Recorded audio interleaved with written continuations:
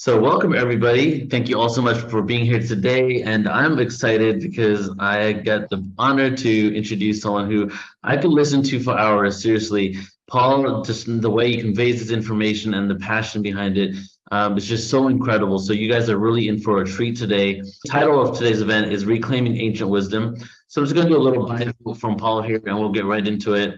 So, Paul Anthony Wallis is an internationally best-selling author whose books probe world mythologies and ancestral narratives for their insights into human origins, human potential, and our place in the cosmos.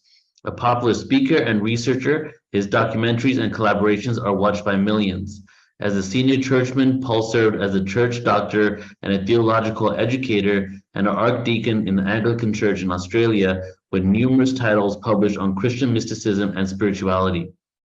His 2020 book, Escaping from Eden, was hailed by George Norrie as the generation's chariots of the gods, propelling Paul into the international stage as a go-to guy in the field of paleo contact.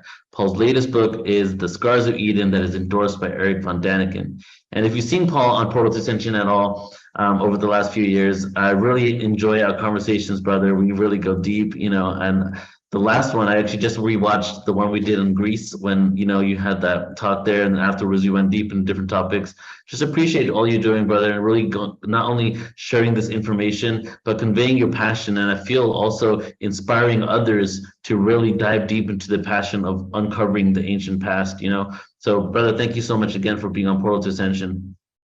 Thanks, Neil. It's a great pleasure. I'm really happy to be with you today. And I should just add a little something to the bio there. Yeah. The most recent in the series is Echoes of Eden, which is out now, available through Amazon and KDP, Kindle. And I'm working on the fourth in the Eden series right now. And Neil, you make an appearance in that book. You'll be happy to know. You make an appearance, you get some lines. So you'd better read that one so you can defend yourself. Oh, man, that's amazing. I'm joking, but you are in it because I really wanted to give you a worthy shout out for the work that you do and the collaborations that we've enjoyed.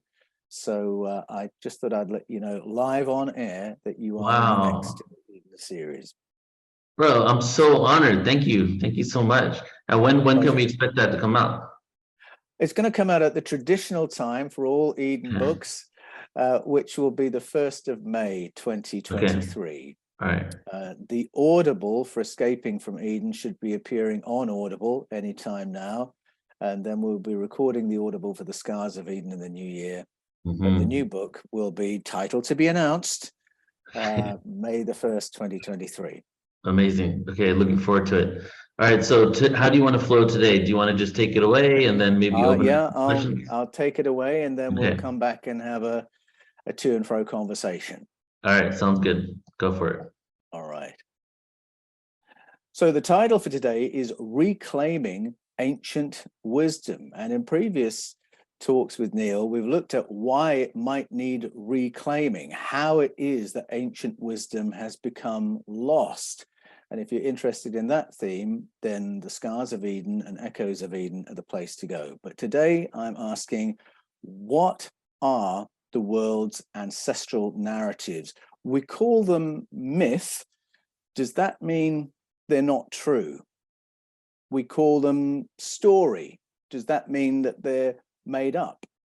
We call them legends. Does that mean that we're really talking about a very ancient process of Chinese whispers as understandings shift from generation to generation? Well, in my Eden series, Escaping from Eden, The Scars of Eden, Echoes of Eden, I argue that many of our ancestral narratives, the stories carried by indigenous traditions all around the world, are really stories that have been curated to carry visual memory. Our ancestors are telling us what they saw and what they experienced and how they interpreted it. And the stories may be quite colorful in the way they carry that memory in order to be memorable, but that doesn't mean that we dismiss them as fable. It doesn't mean that we have to read them in a fundamentalist way where we think we're reading diary entries, and every detail, that's exactly what it was, that's exactly how it played out. But I would say there's a middle territory where we look at these stories and we ask, what is it that our ancestors experienced that they wanted us to know about? And what was the wisdom they intended to pass on? Now, in my Eden series, I argue that within that embedded memory is the visual memory of paleo contact. That's contact with extraterrestrial visitors in the deep past. That's an awareness of previous civilizations. That's an awareness of planetary cataclysms and civilization resets through the course of our planet's history. I explore all those themes in the books I've already mentioned and the implications for human potential today, because it's one thing to have a different understanding of our origins, but it immediately flows on to understanding who we are in the present. What's possible for you and me in the present in the light of our ancestors' wisdom. Today, I'm going to peel back another layer. What were our ancestors trying to tell us before their narratives were reframed as fiction? And in particular, what was the Bible about before it became a book about God? Now, in previous talks, I've talked about some key words that have been translated as God that possibly shouldn't have been. And those words are Elohim, Yahweh, El Shaddai, El Elyon. And I go into greater detail in those topics in other places. But today I'm going to start somewhere I haven't taken you before, and it's to the land of my ancestors on my father's side, Ghana. And we'll go there in 1948. That's 9 years before independence. And we're standing in a public square and we're watching a demonstration. 150 students with placards are campaigning for Ghana's independence. Since the 1820s, Ghana has been governed at gunpoint, in effect, by the British. The British have occupied Ghana, and they are now maintaining order within the country and establishing all the systems that place it within the empire, and all the trading arrangements, banking systems have all been adapted to line up with the British imperial system. Here we are in 1948, 127 years since the beginning of that story, and something is happening. Now, no country is entirely happy to be occupied by another country, whatever the advantages might be. And the advantages were originally to help the governing factions in Ghana maintain order over and against insurgents. And the British said, oh, we can help you with that. But it hasn't been an entirely comfortable arrangement. And when you occupy another country, you have to maintain order by force, effectively. You might be a democracy at home, but you will be gunpoint governance overseas. And the principle is that if you make an example of one person by imprisoning them for challenging the king, you want to challenge 1,000. Imprison one, challenge 1,000. Silence one person, 1,000 will stay silent. That's sort of the idea. And as long as that's working, you're on a good wicket. But in 1948, the tide has turned. The reason there are 150 students demonstrating and crowds watching besides is that 6 people have been arrested, and now hundreds of people are standing up saying, no, you're not going to do that. The mathematics has reversed. They've arrested 6, and now we've got 150 demonstrators and a huge crowd. Now, the 6 who were arrested were the executives of the United Gold Coast Convention, and that was a group campaigning for democracy for Ghana. They didn't want to be part of the British Empire anymore. And the students from St. Augustine's College and Mfantsipim School have stood up in solidarity with those 6 executives to say, no more of this. We don't accept this. We want an independent, sovereign Ghana. So we watch to see what will happen. Will all the students be arrested? Will they be shot? Well, the authorities had worked out there was a change of fortune here. Arrest 6 and 150 stand up and crowds turn up to support them. Better not make any more arrests today in public. Better not shoot anyone. And so they don't. Instead, they wait until tomorrow, when the 150 students from those 2 schools will all be expelled for the impertinence of saying they think Ghana should be a democracy. How dare they? Democracy is for the British in Britain, not for the Ghanaians in the British Empire. Not only do they expel these 150 students, but they fire a number of teaching members of staff of those 2 schools. There is a law student who decides he's going to do something in response, a man by the name of Kwame Nkrumah, and he puts up his own money to establish a college for all those expelled students to go to, which he calls the Ghana National College. Quite an emphatic name. And he found 4 academic colleagues to form with him the faculty of that new college. And I'm very proud to say that my great uncle, Henry Kofi Sakifio, was one of that group of 5 that established the Ghana National College, which became the powerhouse for Ghanaian democracy.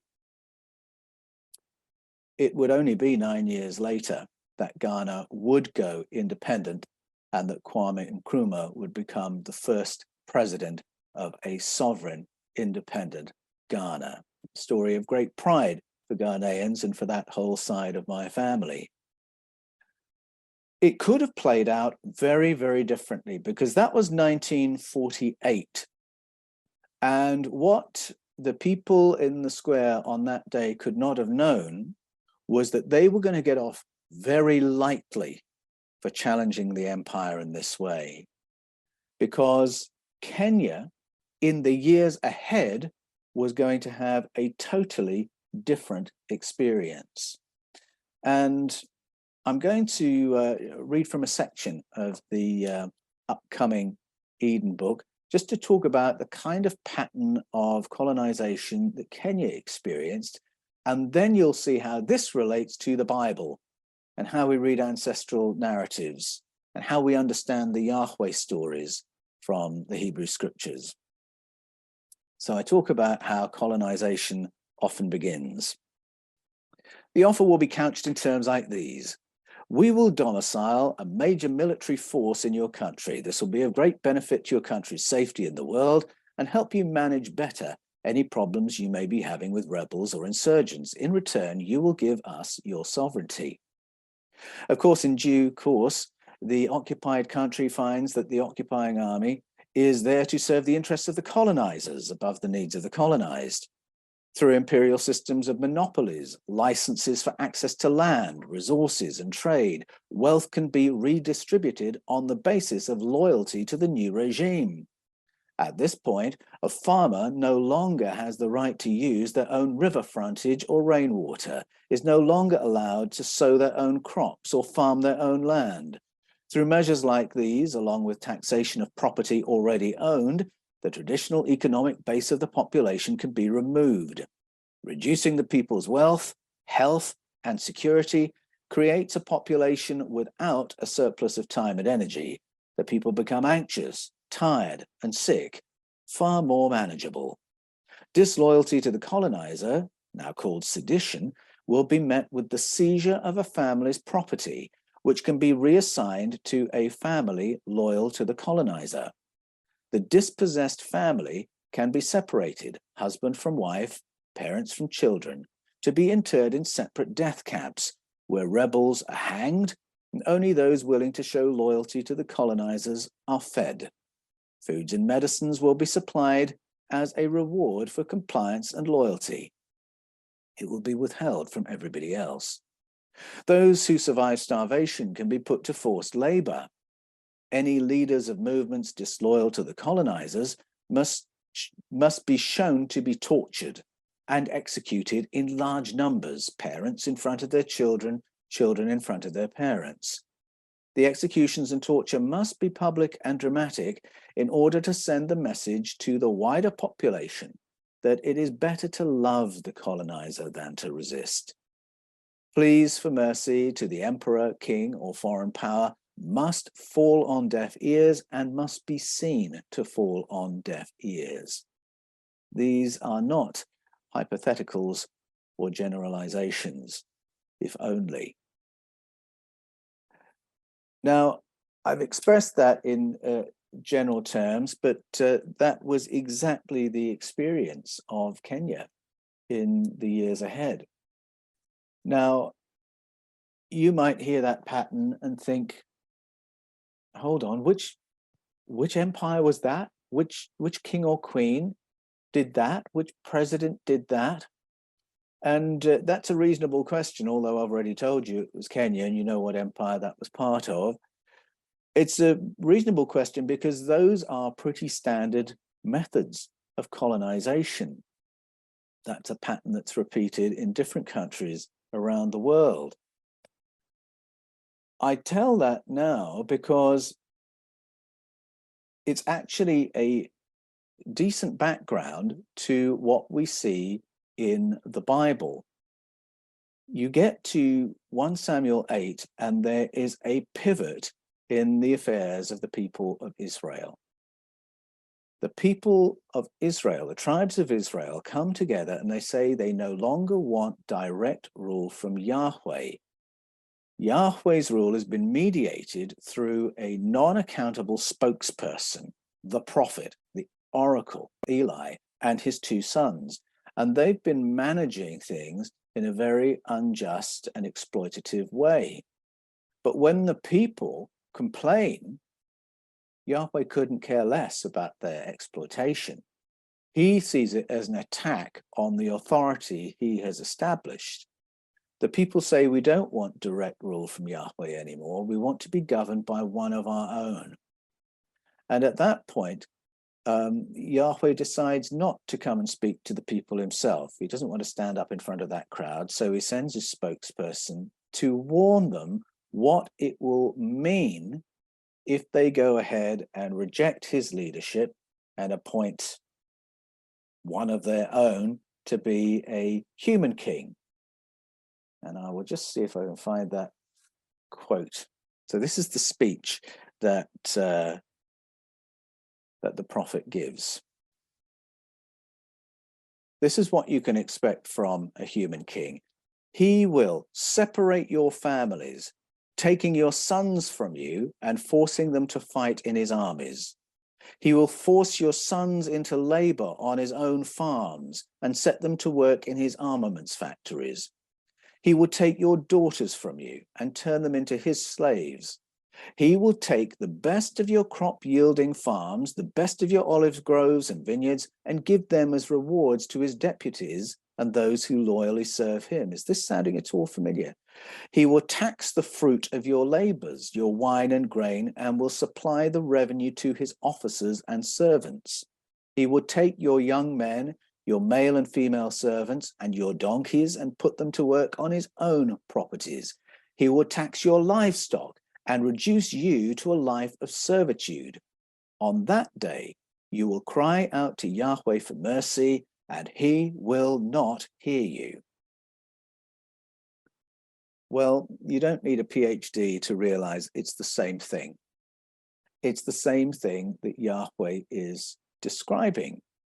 These modalities of colonization and dominance are ages old. Older than the British Empire, the Dutch, the Spanish, the Portuguese, the Roman, the Mongol Empire, These have been the methods and modalities of colonization since the year dot.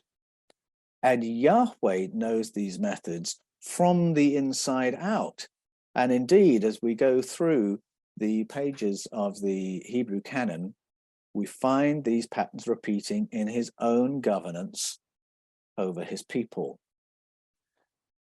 Now, that pivot, when the people say we don't want direct rule from Yahweh anymore, we want to be led by one of our own, is a pivot that occurs in a whole canon of stories that span the globe, a canon of stories that we could identify as dragon stories. So many cultures have dragon stories. You've got the Colchis from Georgia, the Coca from Spain and Portugal. You've got the Kuchedra and the Akuchu from Japan. You've got Quetzalcoatl, Cucumats, Kukulkan from Mesoamerica. Dragon stories around the world follow a similar pattern. It begins with human colonies governed over by a dragon, and the dragon will dominate them with fear and terror. And anyone who stands up to the dragon is made an example of, by which I mean a very violent execution. And the dragon taxes them. Dragon wants beef, lamb, gold, virgin girls, and everybody finds that they're really living a life of servitude towards the dragon. Everything has changed since the dragon showed up. Well, things carry on like this for generations and generations, and then a pivot arrives. And the pivot takes a couple of forms. Either a prince arises who, for some reason, is just not scared of the dragon and confronts it and kills it. And so St. George would be an example of that kind of story, St. George and the dragon, or Daniel in the Bible, in Bel and the Dragon, which is in the deuterocanonical books, the Greek translation of the Old Testament. There you've got a hero who stands up, confronts the dragon. And it's such an ancient story, has been going for so long, that by the time we get to the story of Beowulf, which is, what, the 6th century that originates, the writer of Beowulf is already beginning to change and subvert and adapt the story because the standard story is so well known. But the other version of the story is the version we find in the Hebrew canon. And that is where the people have been terrorized by fiery destruction and exploitation for so long that they move from a place of subjection and depression to a place of anger. They are just not prepared to live this way any longer. How dare the dragon subject them to a life like this? There's this emotional switch that turns. And it's as if the dragon has been using the same old terrorizing practices for so long that you can't be frightened of them anymore. And that people have reached the point of saying, well, what can he do? He can only kill us. And somehow that's not so terrorizing anymore. And so the people come together and they realize if we confront the dragon with one voice, if we confront the dragon in solidarity, then the dragon can't govern anymore. If it's just one person at a time saying, I don't want to work for you anymore, the dragon can pick us off one by one. But what's it going to do? Kill us all? What's the point of that? Won't have any servants or slaves if it kills us all. And so the people come together, they confront the dragon together. We're not frightened of you anymore. We've had enough. We're not going to work for you anymore. And when the dragon sees that the mathematics has changed, he's killed one and now 1,000 have stood up, dragon gives up and often just slinks away to the mountains to live out its existence in lonely solitude. Now, that's really a story of social progress and social development, of people discovering one another, people discovering the power of organization, the power of solidarity, and realizing that when they reject fear and allow their love and solidarity to confront the despot can no longer govern. And I'm old enough to have seen the dragon story play out many times in real world history, in our geopolitics. So I think about what happened with the the first Marcos regime, I should now say, in the Philippines, where people had been exploited and terrorized for so long that the terror lost its power to paralyze. And the people stood up, and the Marcos regime could tell they no longer had purchase over the population. Very similar to what happened in Romania, where Nicolae and Alina Ceausescu were standing in front of the crowd trying to pacify them. And we watched this in real time. We watched their reaction as they realized these people have no respect for us anymore. We have no authority standing in front of this crowd. And well, it was only a matter of hours later that the regime was over and the lives of the Ceausescus was over. South Africa, an amazing example of people coming together all around the world to say enough is enough with apartheid. And the struggle against apartheid had been really symbolized in the South African regime's treatment of Nelson Mandela, and a worldwide campaign of people standing up saying, no, you can't treat my brother that way. And we saw things change. I can remember his walk to freedom when he was finally released, and it was an incredibly moving experience. At a similar time, this was only months apart, that we saw the soldiers who manned the border between the East and West simply stop taking action because people crossing the border had just reached a proportion where the mathematics no longer worked. It just wasn't worth trying to stop them. And once people realized they'd stopped policing the border, it was only hours later that the Berlin Wall was being literally shaken and torn apart and came down. These are incredible moments. I'm so glad they're caught on camera because they are reminders that things can change. Other ways are possible.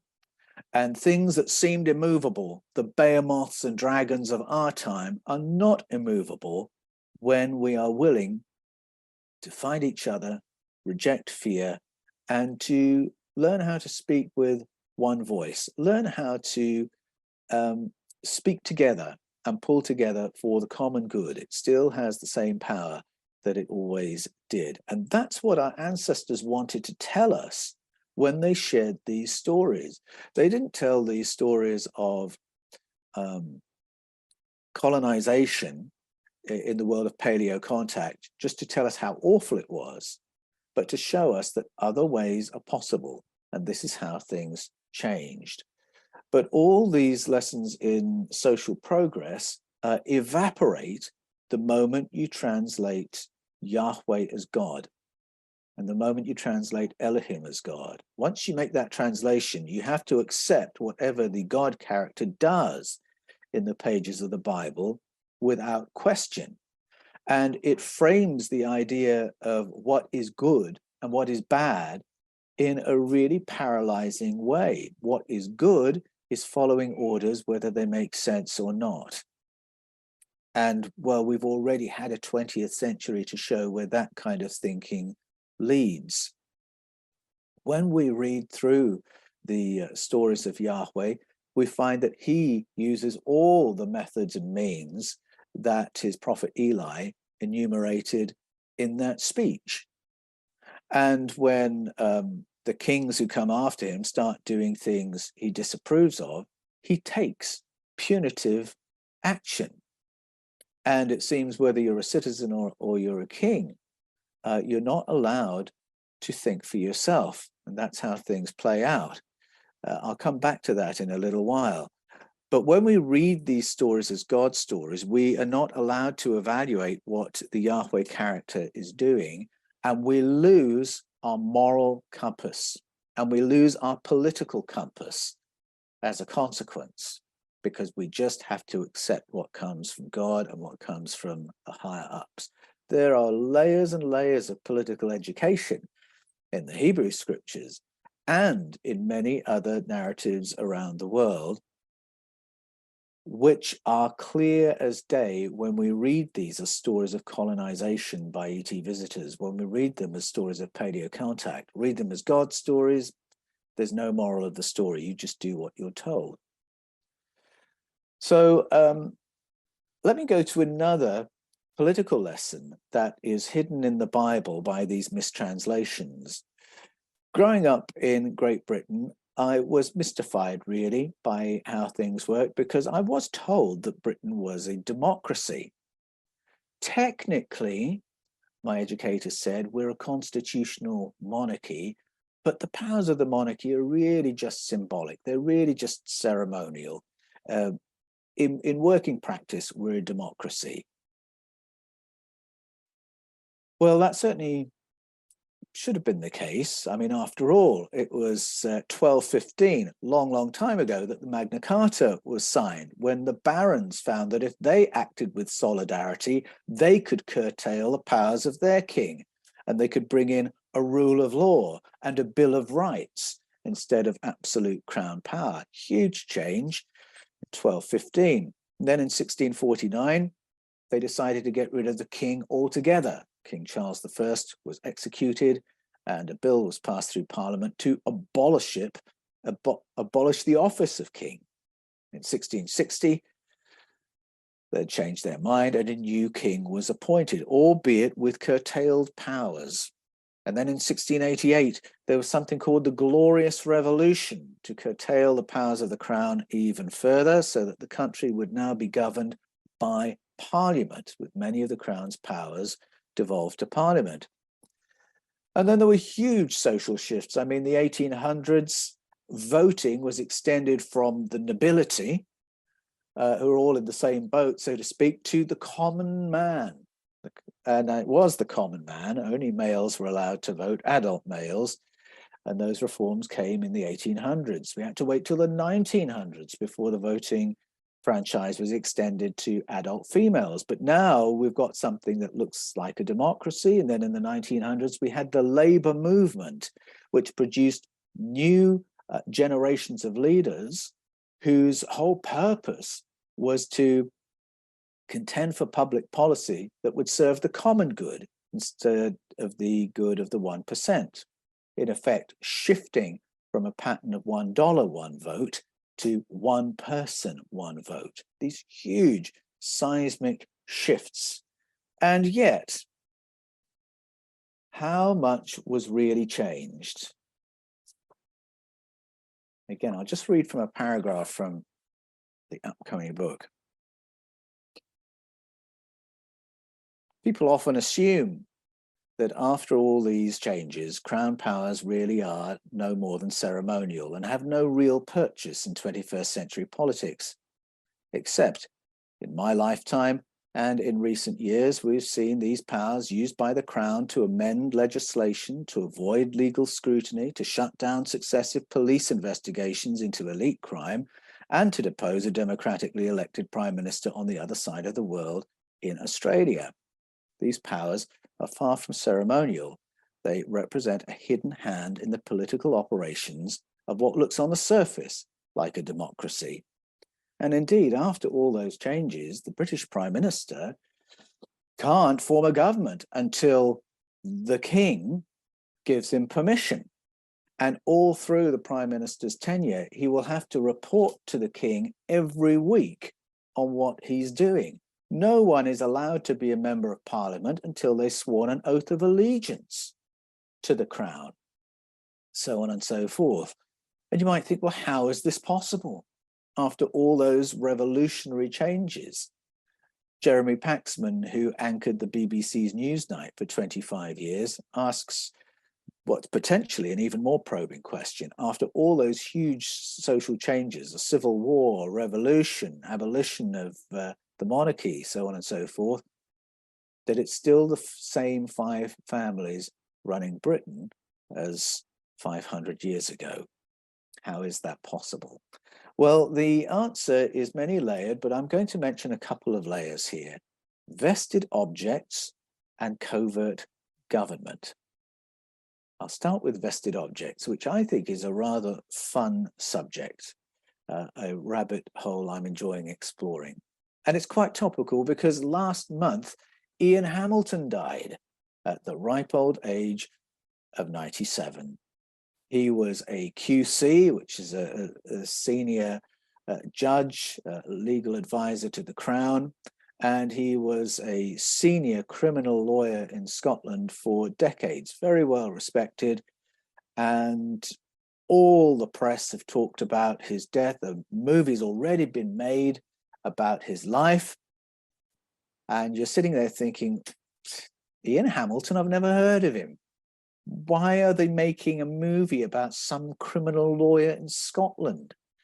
Why would Robert Carlyle accept that part? That doesn't sound very Oscar-worthy. Well, the answer is to do with something that happened in 1950. In 1950, Ian Hamilton was an eager young student of law at Glasgow University. And he found three friends to make a trip down to London. And he rode down to London on his motorcycle, I believe it was. And when they reached Westminster Abbey, they took a crowbar, pried the door open, crept in to the dark building, because it's the middle of the night, and lifted 336 pounds, that's 152 kilos, of sandstone, which they then drove at breakneck speed and with police pursuing all the way back to Scotland. And once safely over the border, they deposited it at Arbroath Abbey. The arrival of the stone in Scotland was greeted with celebrations in the streets. And there was a real atmosphere of festival around this sandstone. Meanwhile, in Westminster, there were fears of revolution and of Scotland leaving the Union. What on earth was all that about? Well, Ian Hamilton later commented on it, and he said this, and I'll do my best Scottish. Independence is now inevitable. The stone transcends politics. Regardless of our political views, Scots recognise there is something that binds us together.